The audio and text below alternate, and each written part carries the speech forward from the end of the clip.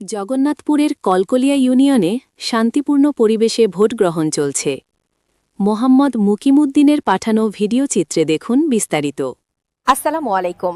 জগন্নাথপুরের জনপ্রিয় online news portal প্রতিদিনের জগন্নাথপুরে আপনাদের স্বাগত জানাচ্ছি।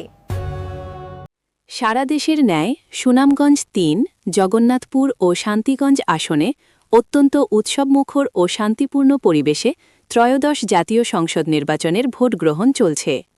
আজ বৃহস্পতিবার সকাল 7:30 থেকে শুরু হওয়া এই ভোট গ্রহণ বিরতিহীনভাবে চলবে বিকেল 4:30 পর্যন্ত। আমাদের কলকলিয়া ২ নম্বর ওয়ার্ডে খুব সুন্দর শৃঙ্খলা মতে নির্বাচন চলতেছে, কোনো ধরনের জাল-বেজাল নাই। আর আশা করি আমরা আমাদের দানের শীষ প্রতীক বিপুল ভোটে বিজয়ী হবে। সারাজমিনে কলকলিয়া ইউনিয়নের বিভিন্ন কেন্দ্র ঘুরে দেখা গেছে ভোটারদের সরব উপস্থিতি।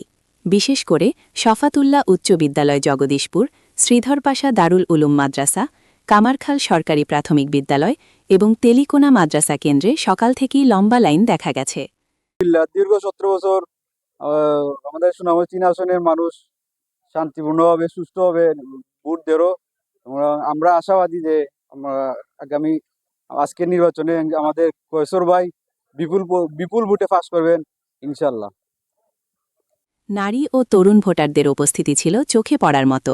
এবারের নির্বাচনে ভোটাররা দুটি আলাদা ব্যালট পেপারে তাদের ভোটাধিকার প্রয়োগ করছেন। সাদা ব্যালট সংসদ সদস্য পদপ্রার্থীদের নির্বাচনের জন্য, গোলাপি ব্যালট সংবিধান ও রাষ্ট্রীয় সংস্কার সংক্রান্ত গণভোট প্রদানের জন্য।